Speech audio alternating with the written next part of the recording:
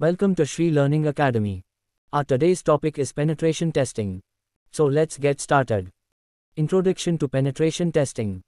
Imagine your computer system is like your home, and you want to make sure no one can break in.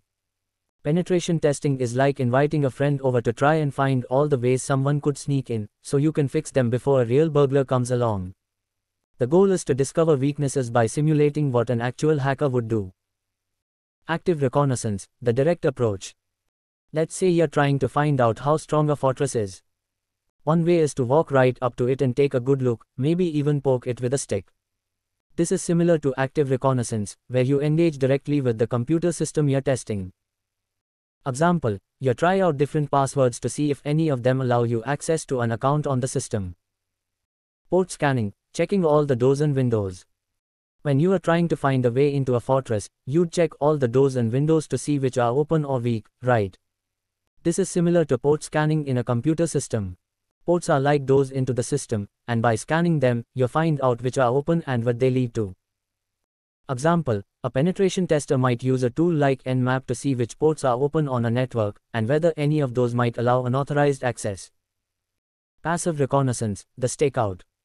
This is like sitting in your car outside the fortress and watching with binoculars. You aren't directly interacting with it, you're gathering information from a distance.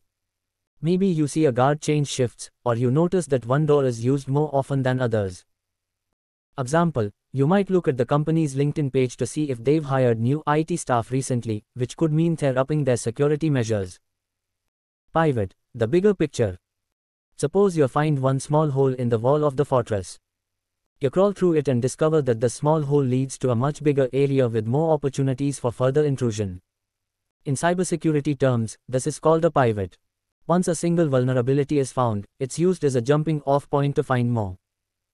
Example, after gaining access to a minor subsystem, a tester might use it as a launch pad to get into more secure areas of the network. Initial exploitation, the first break-in. This is when you found a weak spot in the fortress and successfully exploit it for the first time. You're in. Now you can look around and figure out what to do next. Example, a tester might discover that a particular employee has used a weak password, allowing the tester to gain access to the internal network. Persistence, the hidden room. Once you're inside the fortress, you set up a hidden room where you can hang out without being noticed. In computer terms, this is known as persistence. You found a way to stay inside the system without being detected. Example, a penetration tester may install a piece of software that allows them to access the system later, demonstrating the need for improved detection measures. Privilege escalation, finding the master key. After breaking in, you find a master key that gives you access to the entire fortress. In computer terms, privilege escalation means gaining more significant control over the system or network. Example, a tester might start with limited access but discover a way to gain administrator privileges, which would allow them to access almost anything in the system. Types of penetration testing. Black box testing, going in blind. This is like trying to break into the fortress while wearing a blindfold. You have no information about the fortress or computer system. You're figuring it out as you go along. White box testing, full disclosure. In this case, you've got the complete blueprints of the fortress, knowing every detail. With full knowledge of the system, the tester can perform a much more thorough investigation. Gray box testing, some clues. Here, you have some information about the fortress, but not everything. It's a mix of both black and white box testing. Maybe you know where the front door and the treasury are but not much else. Example, for all testing types, black box testers might have to guess what kind of software is being used, while white box testers would already know this.